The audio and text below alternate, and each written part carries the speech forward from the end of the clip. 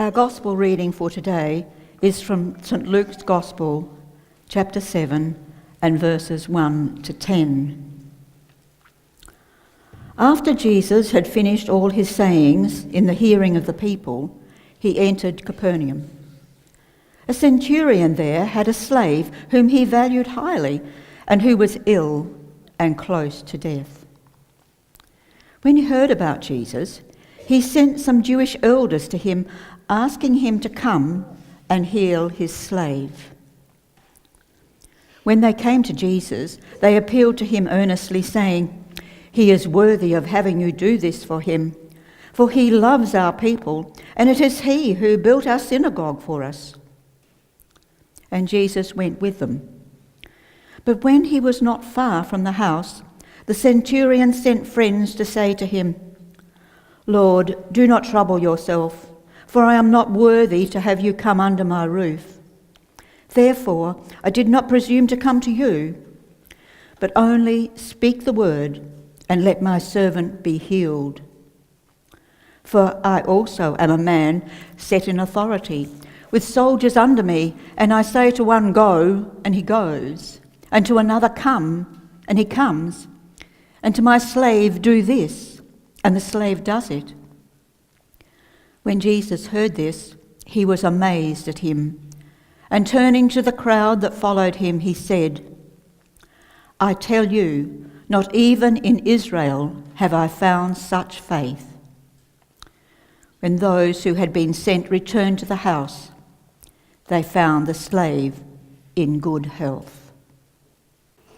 Some years ago, as Reconciliation Sunday was approaching, I asked my colleague, a woman, where I was working at the time, a woman from Pukaja or Ernabella, I asked her, "What does reconciliation mean for you?" And she said, "It's right through the Bible, from the beginning to the end. Reconciliation between God and people, between people and God, and between people and people." And she said that for her, it brings up the matter of having just seen the Prime Minister on television, and this was at the time when the Bosnian refugees were arriving in Australia. And she said, "We saw the Prime Minister standing there welcoming those people." She said there should have been two people there. There should have been an Aboriginal leader, a man or a woman, together with the Prime Minister. And together they could put their hands out and their arms out and say, black and white together, say, "Welcome to our land. We will care for you." We have up here a painting. This painting here is called Peace, and the painting was done by a young man who had been in a detention camp in Northern Australia for a few years. He was about to be nominated as a refugee, and he did settle in Australia. But he painted that picture at a time when there was very little hope for a lot of the people around him. And in the picture I see a lot of movement of the two birds coming towards one another. There's movement, I imagine there's coming together and going away and coming together, trying to make peace. And there's brokenness and there's hope. I see the hope in the gold paint, and there's an attempt to find real peace. And I feel that that is a painting that speaks to me of how we are with reconciliation between the first and the second peoples here in Australia.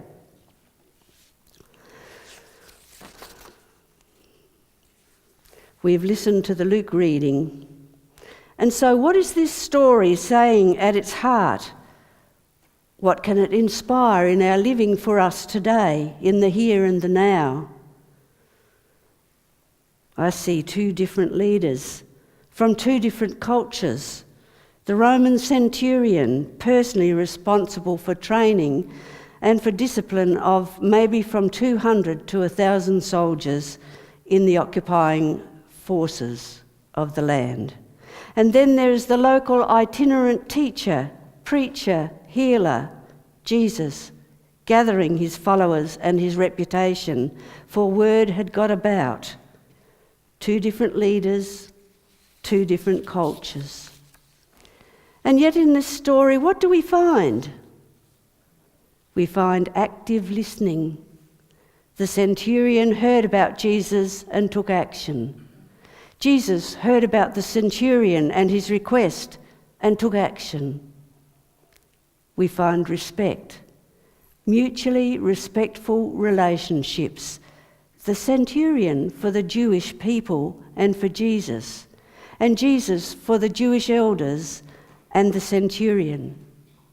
We find love in the relationships. He loves our people, the Jewish leaders said of the centurion. We find all of this in the story, and we find healthy humility. The centurion with Jesus, and Jesus for the centurion and his faith. And at the end of the story, we find healing. However you see that healing, we find healing. And in all this, surely we find hope. 2 different leaders, 2 different cultures. At the heart of the story, for the here and now, and dare I say it, for reconciliation in our first and second peoples of this land, where does the Spirit touch us? 2 different cultures with fractured relationship. For us, listening, leading us to think about what we've heard, talking about it, engaging with it, respect, respectful relationships, our God story, our own stories intertwining with the God story, tells us that we are all of worth, including us. Love, like that of Jesus and the centurion, not patronising. Healthy humility to hear the stories of terrible injustice of the past and the present. Stories many would rather not hear or would like to sweep under the carpet. In the local setting and in the national, to face up to and officially admit. And then perhaps there's a chance for healing. Healing of relationships, and then reconciliation has much better chance of happening. And hope. About hope. Sharing stories of hope was the theme of the recent the Uniting Women's Conference at Kent Town here in South Australia. And I must say how wonderful it was to walk into the registration area on the first night and see so many Morialta church faces there waiting to receive us. It felt a bit like coming home. 400 women came to the conference with many inspirational and informative speakers and teachers and activities. Sharing stories of hope, there were many. But one young Aboriginal woman, Brooke Prentice, began, "Hope has been disrupted by 200 years of colonisation." This is her experience. She went on, "Every morning I find I need to dig deep for the hope found in Jesus." She got straight to the point, naming a breadth of injustices and atrocities, including massacres, stealing of land, slavery and genocide. That which we know is true, and she invited us to look through the cultural lens of the true history of Australia. Just as I mentioned love being in the Luke story today, Brooke Prentice said, and she talked about searching for love in the eyes of non-Aboriginal people, not for solutions. She said, "We Aboriginal people have the solutions, not those imposed upon us." She said the word reconciliation bothers her. We need to know what we're talking about. We need to know the truth to take action with justice. And it's about a different Australia. She also said of hope, we've been waiting a long time for hope. Now, the time is now, to walk alongside in a long journey, learn to listen with ears and eyes and hearts. Mistakes will be made and lessons will be learned. Brooke Prentice is a part of a group of young emerging young leaders with the elders of Indigenous Christians of all denominations, sharing life, experience and Christian faith. The group is called Grass Tree Gathering. Grass Tree Gathering's vision is to celebrate, equip and inspire emerging generations of Aboriginal and Torres Strait Islander Christian leaders to engage with issues affecting lives and to share with the wider Christian communities. She said, hope is knowing that God is up to something and I want to be part of it. She says, listen now, for change is happening. Tanya Hosh was another sharing stories of hope at the Kent Town gathering. This Aboriginal woman spoke this Friday at the Reconciliation Breakfast here in Adelaide to 1,300 South Australians, and she spoke on recognition, an important step in our future together. Tanya also spoke with us at the Women's Conference as Joint Campaign Director of the Recognition Movement. Recognise the first inhabitants of this land, Aboriginal people in the Australian Constitution, and remove the discrimination in the Constitution and to move it along. Jonathan Barker spoke to us about many things last Sunday, and the recognition movement and the Constitution was one of them. She spoke about the 1967 Constitution changes, where the Church and union leadership played such a crucial part in getting that through. And she says, Christian people, the people, not just the leadership, can do this again.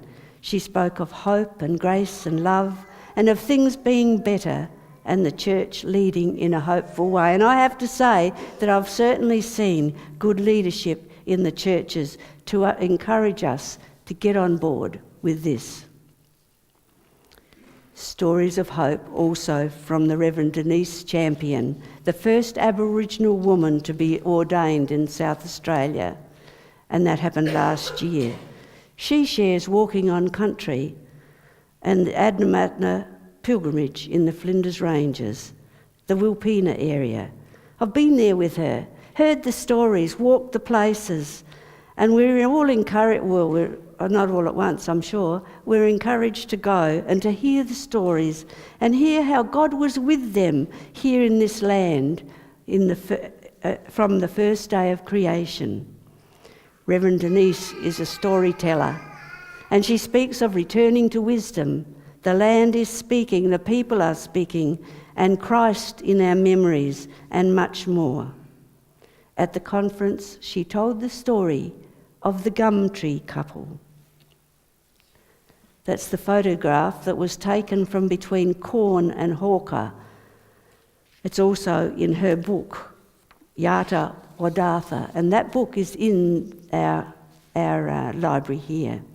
The story is the gum tree couple, husband and wife, with many small trees around them, and then a road was made through them between the trees.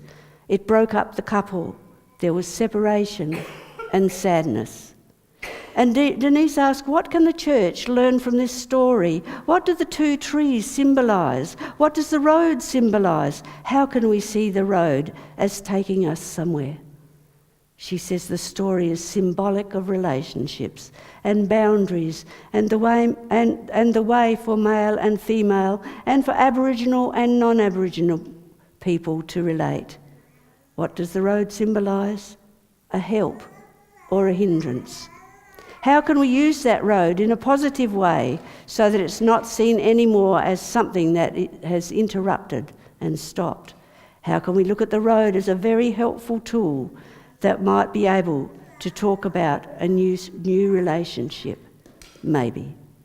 Denise said, I always use this story when I talk about reconciliation.